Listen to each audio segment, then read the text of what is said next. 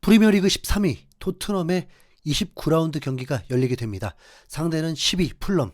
3단계 차이밖에 안 난다고 하지만 승점은 8점 차고 풀럼은 유럽 대항전 경쟁이 가능한 상황이기 때문에 13위 토트넘을 상대로 승점을 낼 수 있는 기회라고 여기면서 전력을 다할 것으로 보입니다. 와, 어쩌다가 토트넘이 이렇게 됐을까요?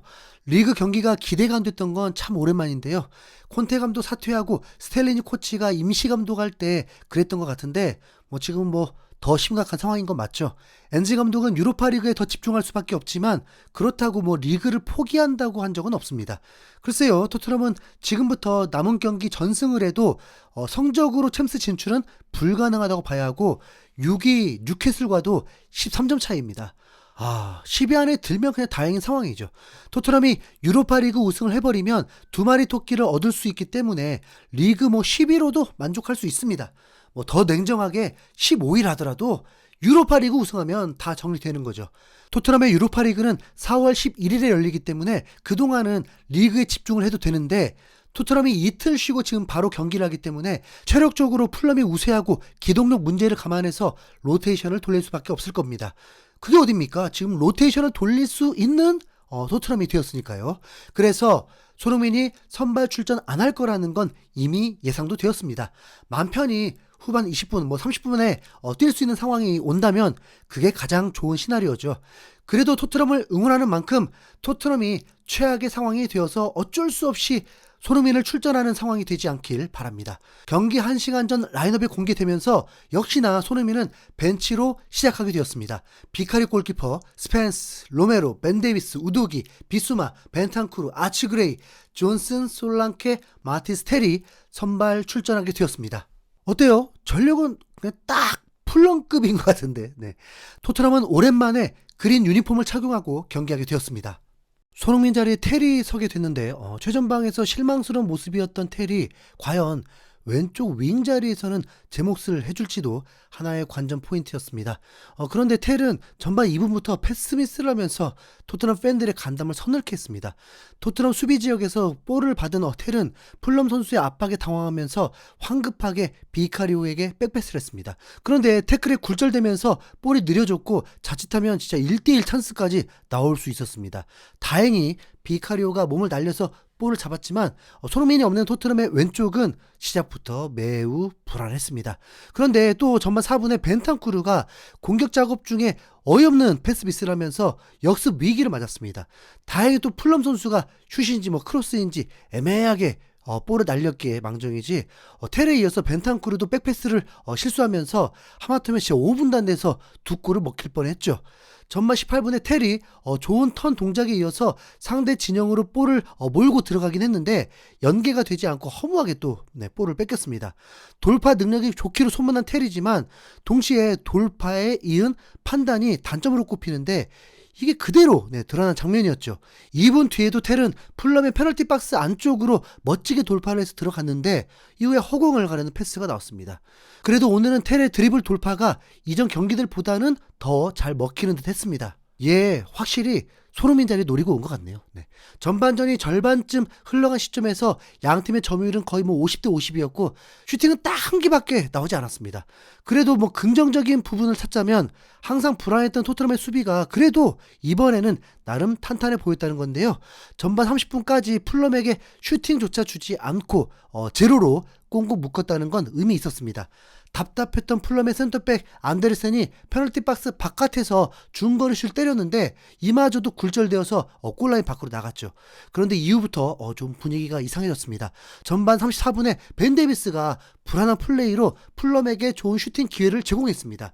풀럼의 크로스를 요상한 자세로 처리하다가 매우 위험한 슈팅 찬스를 줬는데 다행히 풀럼의 카스티뉴가 소녀슛을 하면서 비카리오가 쉽게 잡아냈죠. 이 벤 데이비스의 실수를 기점으로 분위기가 풀럼 쪽으로 흐르더니 점유율이 4대 6으로 토트넘에 밀리게 됐고 슈팅 개수는 1개에서 더 늘지 않았죠. 반면 풀럼은 전반 30분까지 제로였던 슈팅이 전반전이 끝나갈 때쯤에 5개까지 올라갈 정도로 토트넘을 몰아쳤습니다. 주목할 점은 풀럼의 슈팅 5개 중에 4개가 풀럼의 오른쪽 센터백, 오른쪽 풀백, 오른쪽 수비형 미드필더, 오른쪽 윙어 이렇게 오른쪽에서 다 나왔다는 건데요. 반대로 말하면 손흥민이 없는 토트넘 왼쪽에서 계속 슈팅을 허용했다는 뜻입니다. 전반 마무리를 너무 안 좋게 한 토트넘은 결국에 그 카드를 빼들었습니다. 네, 알크마르전 풀타임 소환 손흥민이 후반 시작과 동시에 투입됐고 전반전에 있는지 없는지 몰랐던 존슨이 빠지게 됐습니다. 또 비수마 대신 베리바를 투입하면서 엔지 감독은 분위기를 바꾸려고 했습니다. 손흥민은 들어가자마자 코너킥 2번에 이어서 곧바로 날카로운 돌파까지 보여주면서 토트넘의 활기를 불어넣었죠. 손흥민이 진짜 들어온 후부터 경기가 완전 바뀌었습니다. 양 팀의 경기 스타일 자체가 바뀌었어요. 후반 52분에 드디어 토트넘 쪽에서 공격다운 공격이 오랜만에 나왔습니다. 손흥민이 원터치로 내준 공이 벤탄쿠르를 거쳐서 베리발까지 연결되면서 공격이 진행됐는데 베리발이 정확한 크로스로 솔랑케가 오랜만에 힘껏 점프해서 시원한 헤더슛을 날리면서 그럴듯한 장면이 나온 겁니다. 이어서 2분 뒤에도 토트넘은 프리킥을 얻어서 손흥민이 차게 됐습니다. 이것도 골은 아니었지만 솔랑케 헤더로 슈팅까지 이어지면서 분위기를 가져왔죠. 손흥민이 투입된 이후에 전반과 다르게 토트넘의 왼쪽 공격이 확 살아나면서 15분 사이에 슈팅을 4개나 만들었습니다. 손흥민은 투입 15분 만에 키패스 2개로 확실한 차이를 보여줬습니다. 이건 경기를 봐야만 알 수 있는 부분인데 손흥민이 있고 없고 차이가 너무 커서 아예 다른 경기를 보는 느낌이었는데요. 후반 67분에는 분위기를 마저 바꾸기 위해서 로메로를 빼고 메디슨을 투입했습니다. 메디슨이 들어가면서 미드필더였던 그레이가 다시 센터백으로 들어가게 됐죠. 이후에 손흥민이 왼쪽에서 볼을 몰고 들어가서 손흥민 존까지 치고 들어갔지만 우도기가 손흥민의 앞길을 막으면서 손흥민의 가마차기 슛까지 나오진 않았습니다. 하지만 반대편으로 내준 볼이 텔까지 연결되면서 텔이 오른쪽에서 슈팅을 하게 됐고 그 세컨볼이 또 토트넘에게 향하면서 가장 위협적인 찬스가 한번 나왔습니다.